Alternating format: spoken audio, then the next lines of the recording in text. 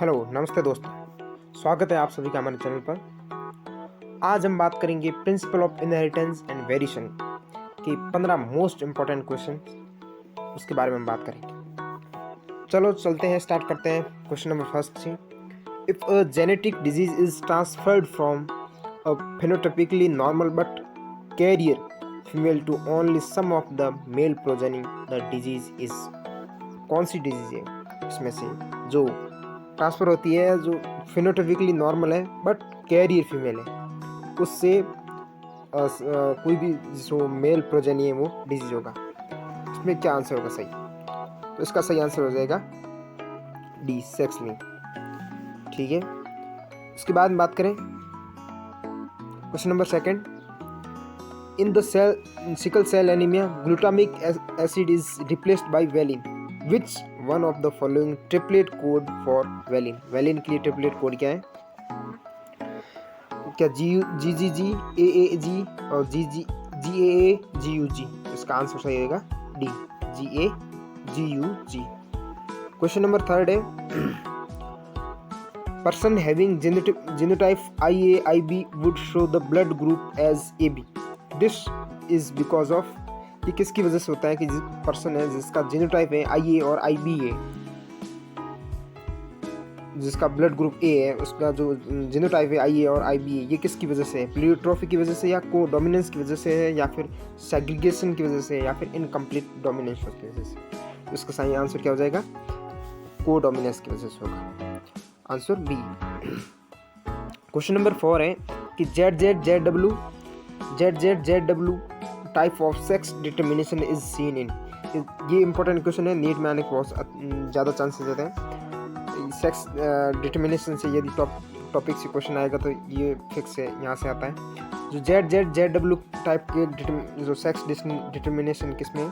Platypus, snail, cockroach और peacock. इसका सही आंसर क्या जाएगा?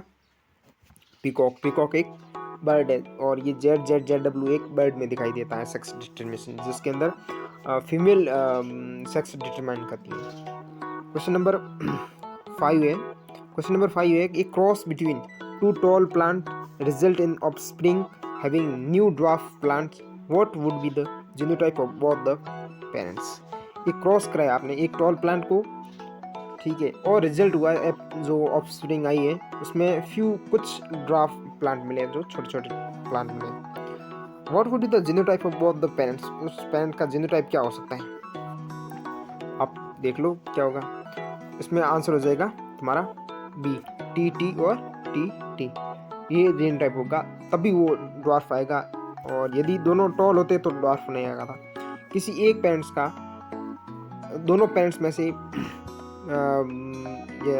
जो एक रिसेसिव होना बहुत जरूरी हो जाता है, यानी कि दोनों अलग अलग होंगे। इसका सही आंसर जाएगा B, TT and TT। Question number 6 है, in the dihybrid cross if you get the ratio that is 9:3:3:1, it denotes the allele of the two genes are interacting with each other. It is multigenic inheritance.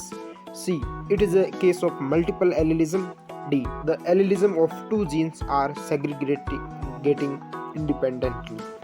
इसका answer क्या हो जाएगा? ये तो पता है कि अपन को जो डाइहाइब्रिड क्रॉस होता है, इसके अंदर जो एलील्स होते हैं जीन की, वो इंडिपेंडेंटली क्या करते हैं? सेग्रीगेट करते हैं। तो इसका सही आंसर क्या जाएगा? इसका आंसर डी जाएगा। इसके बाद बात करें अब क्वेश्चन नंबर 7 है। क्वेश्चन नंबर 7 बोल रहा है कि which of the following will not result in the variation among siblings. इनमें से ऐसे कौन सा जो ऑप्शन है जिसकी वजह से जो वेरिएशन नहीं होंगी? वेरिएशन कब नहीं होती है? जब म्यूटेशन या कुछ भी हो जिसकी वजह से यहाँ पे वेरिएशन नहीं होंगी। तो इंडिपेंडेंट असॉर्टमेंट ऑफ जीन, या क्रॉसिंग ओवर, लिंकेज, म्यूटेशन। तो इसका सही आंसर क्या जाएगा?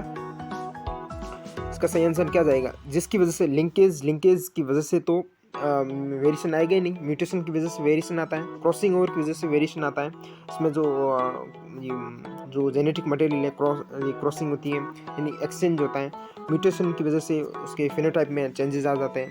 और इंडिपेंडेंट असॉर्टमेंट है, जो जीन वगैरह है, जो गैमेट्स हैं वो इंडिपेंडेंट होते हैं, तो उसमें भी वो वेरिएशन मिलेगी, लेकिन क्रॉस लिंकेज है जो किसी भी चीज़ को एक साथ जोड़ के रखती हैं, तो ये किसी मतलब दूर नहीं होने देंगी। जो जेनेटिक मटेरियल है उसको ही लेके चलती हैं, तो लिंकेज है जिसकी वजह से आपको वेरिएशन नहीं देखने को मिलता है। क्वेश्चन नंबर इसका सही आंसर क्या जाएगा, ये जाएगा। उसके बाद आंसर है क्वेश्चन नंबर 8 है कि Mendel law of independent assortment holds good for genes situated on the. जो इंडिपेंडेंट असॉर्टमेंट का जो मेंडल का जो लॉ है, ये किस जीन पे मतलब ये होल्ड करता है सही अच्छी तरह से एप्रोप्रिएट। तो क्वेश्चन नंबर 8 है और ऑप्शन ए है कि नॉन होमोलोगस क्रोमोसोम या homologous chromosome, C extra nuclear genetic material element, D है सेम क्रोमोसोम। तो इसका सही आंसर क्या जाएगा, नॉन होमोलोगस क्रोमोसोम पे तो नहीं होगा, होमोलोगस क्रोमोसोम होगा, ठीक है। और ये होमोलोगस क्रोमोसोम के नॉन सिस्टर क्रोमेटिड पे ये मतलब जीन होते हैं, ठीक है। उसके बाद में हम इसका आंसर सही हो जाएगा बी। और क्वेश्चन नंबर 9 पे चलते हैं। क्वेश्चन नंबर 9 बोलता है कि occasionally a single gene may express more than one effect, this जो फिनोमेना इज कॉल्ड, यानी एक जीन सिंगल जीन बहुत सारे इफेक्ट फिनोटाइपिक इफेक्ट वो एक्सप्रेस कर पाती हैं। तो ये किसका एक एग्जांपल है, किसका उदाहरण है, इस फिनोमेना को क्या कहते हैं, क्या मल्टीपल एलिलिज्म कहते हैं, क्या ओकेसिज्म कहते हैं, क्या प्लियोट्रॉपी कहते हैं, क्या इसको पॉलीजेनी कहते हैं। तो इसका सही आंसर क्या जाएगा, इसका सही आंसर जाएगा प्लियोट्रॉपी। प्लियोट्रॉपी में क्या होता है, एक जीन जिसकी वजह से काफ़ी सारे फिनोटाइपिक जो इफेक्ट दिखता है उसको कहते हैं प्लियोट्रॉपी, ठीक है। और मल्टीपल एलिलिज्म होता है बहुत सारी जीन एक ही फिनोटाइप को कंट्रोल कर रहे होते हैं, उसको कहते हैं मल्टीपल एलिलिज्म। नेक्स्ट चलते हैं क्वेश्चन नंबर 9 पे 10 पे। क्वेश्चन नंबर 10 में in the F2 generation of the Mendelian dihybrid cross the number of the phenotypes and genotypes are. जो F2 जनरेशन है मेंडेलियन की, उसमें जो फिनोटाइप और जीनोटाइप की जो नंबर है वो कितने हैं, ये बताने आपको। तो फिनोटाइप में 4 और 16 है, या फिर फिनोटाइप 9 है और जीनोटाइप 4 है, फिनोटाइप 4 है और जीनोटाइप 8 है, ये तो हो ही नहीं सकता। फिनोटाइप 4 है और जीनोटाइप 9 है, इसमें से सही आंसर क्या हो जाएगा, आंसर सही हो जाएगा तुम्हारा डी, फिनोटाइप इसमें 4 है और जीनोटाइप इसमें 9 है, ठीक है। क्वेश्चन नंबर 11 पे चलते हैं। क्वेश्चन नंबर 11 पे चलते हैं कि the colour based contrasting trait in the 7 contrasting pair studied by Mendel in P plant वर। ये कह रहा है कि जो कलर बेस्ड जो कॉन्ट्रास्टिंग जो ट्रेट थे 7 कॉन्ट्रास्टिंग जो पेयर के अंदर, उसने जो मेंडल ने जब उसको पी प्लांट को स्टडी किया तो उसमें जो कितने कलर बेस्ड ट्रेट मिले आपको, उसका सही आंसर क्या जाएगा, 3 कलर बेस्ड ट्रेट मिले, सही है। इसका सही आंसर जाएगा सी। क्वेश्चन नंबर 12 है pair of contrasting traits were studied by Mendel in P plants. जो कितने जो कॉन्ट्रास्टिंग ट्रेट थे मेंडल ने जो पी प्लांट पे ऑब्जर्व किए, इसका आंसर जाएगा बी में 7 थे, ठीक है। क्वेश्चन नंबर 13 है। क्वेश्चन नंबर 13 बोल रहा है कि which of the following character was not chosen bye Mendel. इनमें से कौन सा जो करेक्टर था वो मेंडल ने चूज नहीं किया, पॉड की शेप, पॉड का कलर और लोकेशन ऑफ फ्लावर और लोकेशन ऑफ पॉड, इसमें से कौन सी थी जो उसने मेंडल ने चूज़ नहीं किया।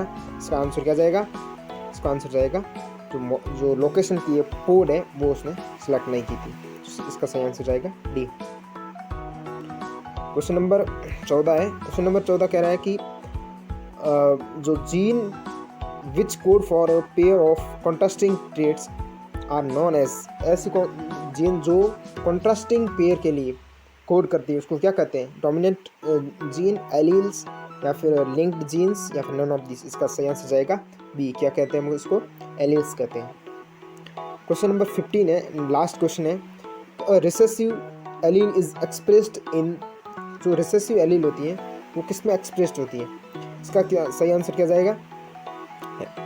इसको आपको आंसर करना है, कमेंट सेक्शन में करना है कि जो रिसेसिव एलील है वो किस में एक्सप्रेस्ड होती है। वैसे मैं इसका आंसर कमेंट बॉक्स में पिन कर दूंगा, but you have to answer this question in the comment box, ठीक है। चलो मिलते हैं अगले वीडियो में, इसका आंसर दे देना। Bye, take care.